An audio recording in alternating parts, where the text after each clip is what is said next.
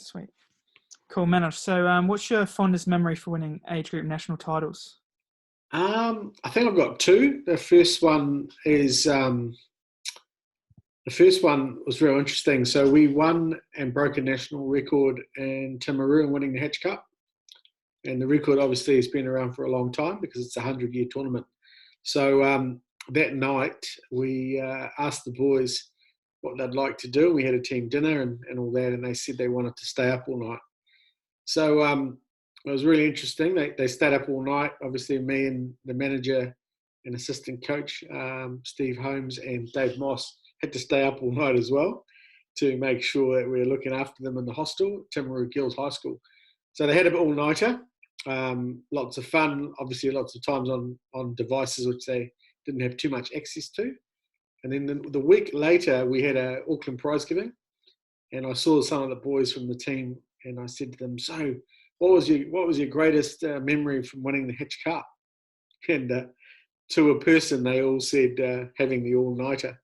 So it sort of tells you a little bit about the age group. That's the first memory. The second memory was a player I had in the team that year didn't get huge amounts of game time relative to the other players for all sorts of reasons. But for me, the highlight, and I kept this on my screensaver on my computer for a year after that, and it was reminded to me, was that he was, at the end of the ceremony when he was given his medal, he went out into the middle of the turf and he stood there like this and was just loving the fact that he had won this national title. So for me, that was a reminder that sometimes in life people criticise, encouraging winning, encouraging competing. And what it told me was that, there are some people that will go through their sporting careers and whether they are club level players or higher, and they might not ever win anything. So it is important to celebrate at whatever level if you've won something, because for some people that might be the only time they cross the stage. And so that was a good reminder to me. Awesome. And do you think those players still remember both of those moments to this day?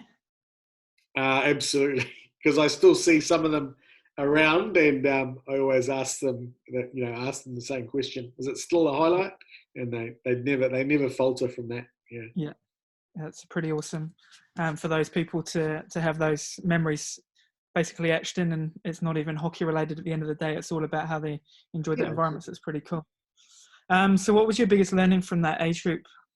I think the biggest learning from that age group for me, and I was lucky, I guess. I started as an accountant out of university, and through serving my club and taking a junior team, I got a love for coaching, and so I became a teacher. So I did it a little bit in reverse: accountant, coach, teacher, as opposed to teacher, coach. Yeah. And I think what I learned over a period of sort of probably 30 years was that the key thing in any level of coaching was learning, having a learning environment and a fun environment, and getting the balance right.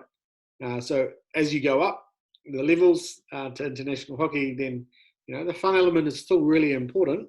And I had lots of fun with the teams at that level, but at the bottom end, when you're starting with kids, that the learning environment must be important. So how I translate that is that after every session, I wanted to be able to ask a question of the players, and that question would be: A, did you have fun today? And B, do you feel that after today's session you got better? Were you better than last week? Were you better than the weekend? And I'd always ask that question in some way or fashion with some player in the group, and as long as that was a positive answer, I knew I was on the right track. That's very important. That they feel that they're mastering a skill and mastering the game and getting better individually. Now that might mean that they do a run with you around the park or whatever it was, and this week they ran it 40 seconds faster or 20 seconds faster, but it's still mastering, and being better than you were yesterday. Yeah. So obviously that's one of probably the biggest challenges for coaches around that age, is finding that balance. So if you were to give a coach one piece of advice around finding the right balance, what would it be? I think under 18 level and under anything where the person's still at school is, you know, minimize the talking, do more doing. So that's important from a coaching point of view, because you have to understand attention spans, really important. And so as an example, with the under 13s, I used to make sure that there was never any more in a given day of a tournament that we would speak about hockey for more than 15 minutes total. So from the time we wake up at 8 o'clock in the morning, example, and go to bed at 10 o'clock at night, there could only be in that day actual hockey talk of 15 minutes. So I sort of I would hold myself to that.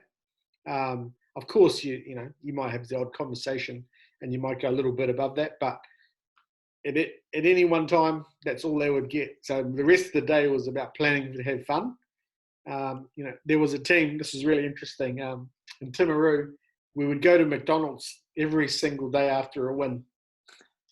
And so, the reason for doing that was we would go and have an ice cream, one of the cheap snow-freeze ice creams at McDonald's.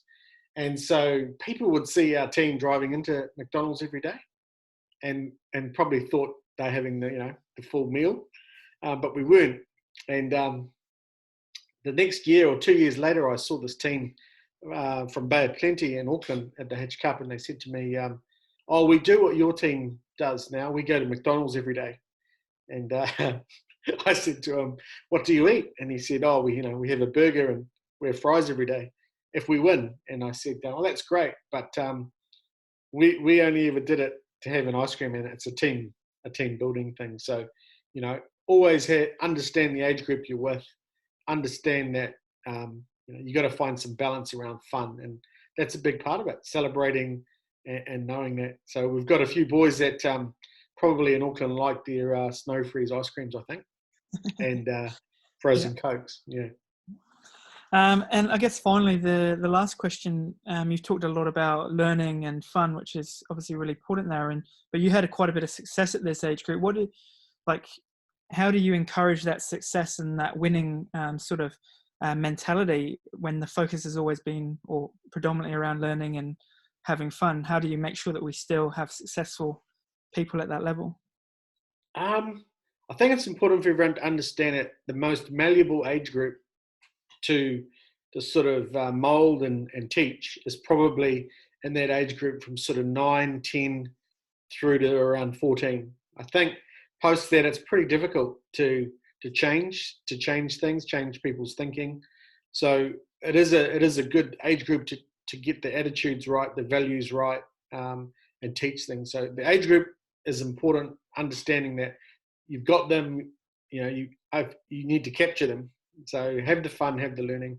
Really important that they're malleable. I think that's a real key element to all of it. But having said that, when you take an adult team, an NHL team or an international team, then, does that really change? Fun and learning? Probably not. It's just in a different guise, right?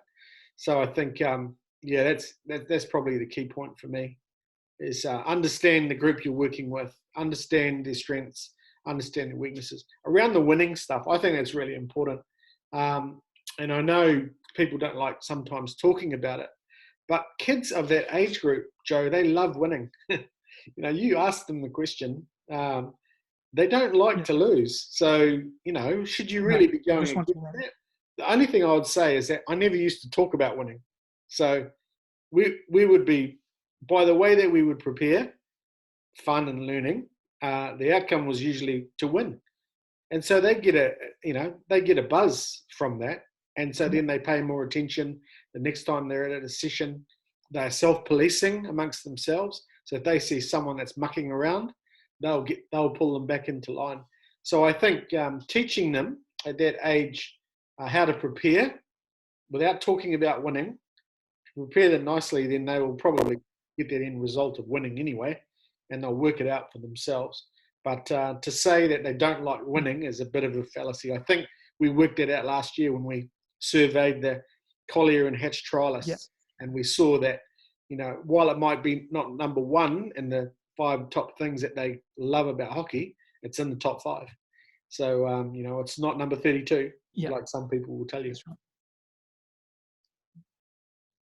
Yeah.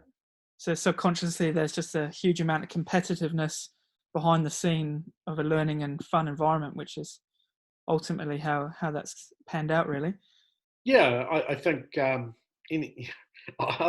struggle to find anywhere around the world where you get a little group of kids together, boys or girls, and you throw in a little competition and they don't like it. It's it'll be sure. Yeah. Yeah, cool. That's awesome, Manoj. I think there's some really points in there, and just maybe some key takeaways for some of our coaches around how to deal with kids certainly that age, and then adjusting it as they get older, because it's a really important age group. But thanks very much for sharing that with us. Yeah, no, there's no problem. There is one thing there, Joe, which is probably for parents. I used to make sure that that a child that was behaving well in my environment, but then I had and someone would tap me on the shoulder and say they don't behave like that at home.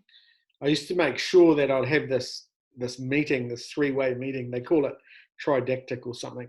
But I'd make sure I'd have this meeting with the parent, the player, and me, and try and as a guide, once they'd finished their campaign, I would ask the parents, did the boy or the girl come home and were they different in a positive way from before they started the campaign? And again, something else to gauge if you've made a difference and helped the development of a child, because it's not just the hockey stuff, it's the off-field and the behavioral stuff and those things that you can have an influence on. So it's a really cool age group to cut your teeth on.